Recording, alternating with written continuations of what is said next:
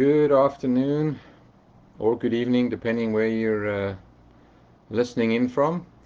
For those of you who don't know me, my name's Andrew Spirit, and I'm one of the newer members who's joined the group here. And I'm a psychic medium and also a spiritual development teacher and energy healer. And I just wanted to hop on for a few minutes just to briefly chat about strong feelings. I thought that was a pretty fitting topic since all of us are experiencing a lot of anxious energies, challenges, difficult situations, and people. So I just wanted to share a few pointers about strong feelings in general. So the first thing I wanted to mention is just trying to recognize or remember that when you get angry, um, people think that that's generally um the apparent reason for your relationship upsets. But the anger is actually a secondary emotion. Before you became angry, before someone angered you or an event caused you to become angry, you were either experienced a form of hurt or fear. So the anger was just your um, response to protect you. So that reaction might be valuable when your life's at stake in life-threatening situations, but it doesn't do well in our relationships. So when you share anger in relationships, you're likely to get anger or defensiveness right back at you. But when you get below the anger and you're willing to just show your vulnerability, your hurt or your pain or your fears, you are more likely to receive compassion. It's not a guarantee, but it's a lot more likely you'll get compassion in return. So once you show your vulnerability and your compassion, that can often lead to intimacy, whereas anger just kind of leads to more anger. So strong feelings with relationships are generally or rarely what's going on in the present moment. And it's pretty helpful to know that if you want to get to really know your feelings and get your feelings to work with you and help you understand things better, it's a good thing to understand how your family history possibly has played a role in what your feelings are, what triggers them.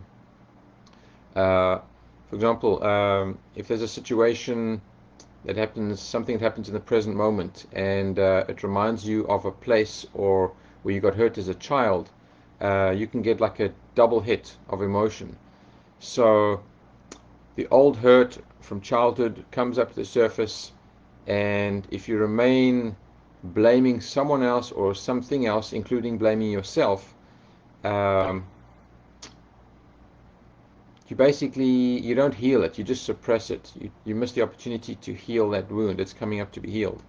But if you could stop and ask yourself, what is this event reminding me of? What is it triggering me of?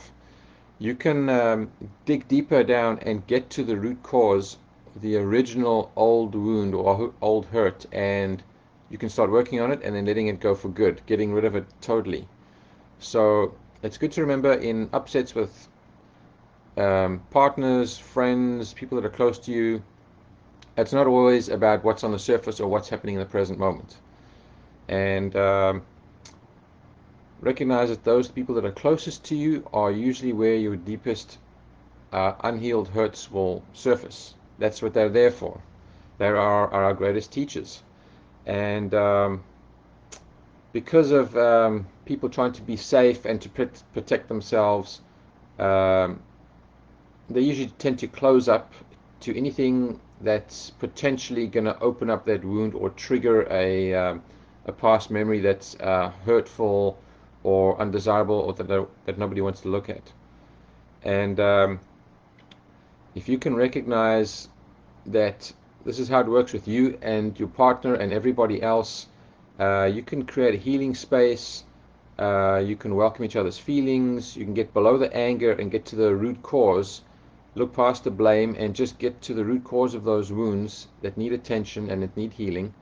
Uh, and you can eventually fix things. It may be difficult to do that. It could be a long process, but the results can be fantastic. And basically, on that note, with regards to strong feelings, um, feelings are just, especially bodily sensations. Your body gives you sensations just to draw your attention to your thoughts, because we don't watch our thoughts 24/7. We're not always aware of what we're thinking. So if your body causes you to feel tight or tense, or shortness of breath, or it gives you a certain feeling, it's telling you to pay attention to your thoughts. It's saying, what are you thinking about? Are you having high vibrational thoughts, low vibrational thoughts? Same as when you're feeling relaxed, happy, at peace, full of love. It's just your body's way of telling you, this is what you're thinking, these are where your thoughts are at, this is where your vibration is at. So your body is a very good indicator to draw your attention to your thinking. What kind of thoughts you're having?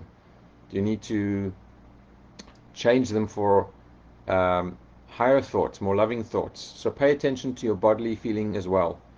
And finally, I just want to leave you with a short little quote here, which is, acceptance is the answer to all my problems today. When I am disturbed, it is because I find some person, place, thing, or situation, some fact of my life, unacceptable to me.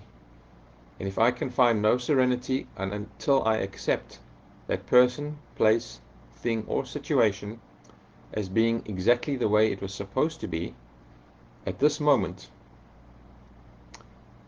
then I will not find serenity. So nothing, absolutely nothing, happens in God's world by mistake. Unless I accept my life completely, on life's terms, I cannot be happy. I need to concentrate not so much on what needs to be changed in the world as on what needs to be changed in me and my attitudes. So again, if you're struggling, battling with emotions, feelings, strong feelings towards other people, incidents, things, go within, do your healing work, do your best to get to the root cause, and be easy. Don't be hard on yourself. Just one step at a time. Do what you can. Some days are going to be better than others. And I'm going to leave that with you. I hope that was helpful and insightful to whoever comes across this and gives it a listen.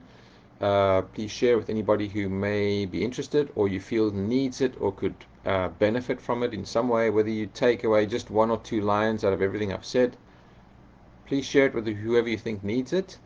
And until next time, thank you for listening or watching the replay, and look forward to being here again a lot more often. Have a great day, everybody.